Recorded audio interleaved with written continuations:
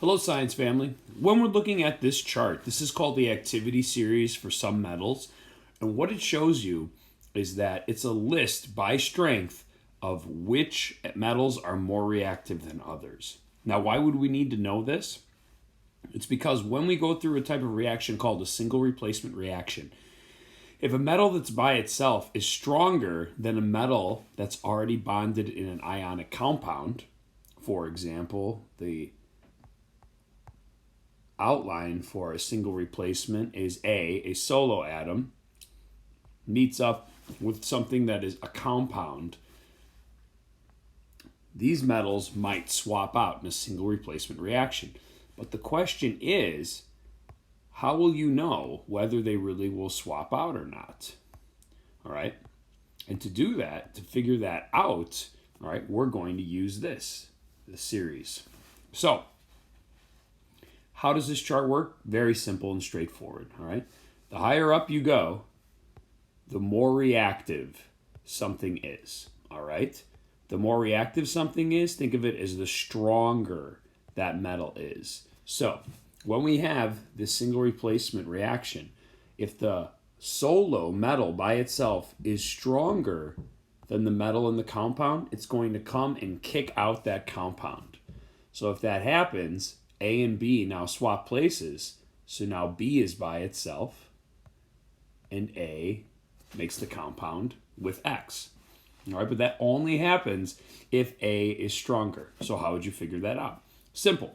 Say that for A and B, A metal by itself is calcium, and the B metal is going to be aluminum. So remember, if A is stronger than B, it's going to kick it out, all right? So A happens to be calcium, which is right here on the chart, and B happens to be aluminum, which is right here on the chart.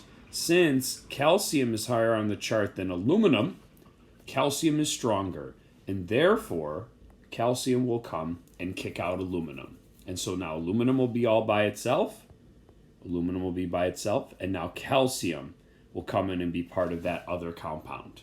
And it's that simple. Now, vice versa, say our A element is zinc, okay? Zinc is right here. And say our B element, all right? Remember, the B element is the one that's already in the compound to start. Say our B element, though, is barium, Ba, all right? That's right up here. Obviously, since barium is higher up on the chart, barium is the one that's stronger.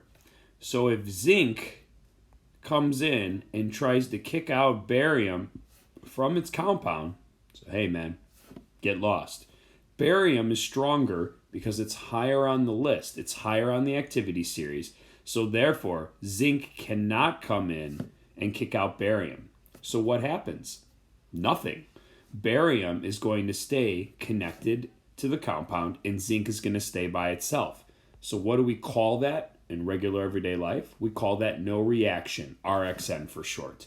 Nothing happens because zinc was weaker than barium. And again, the way to tell that is since zinc is lower, the lower you go, the weaker that object is.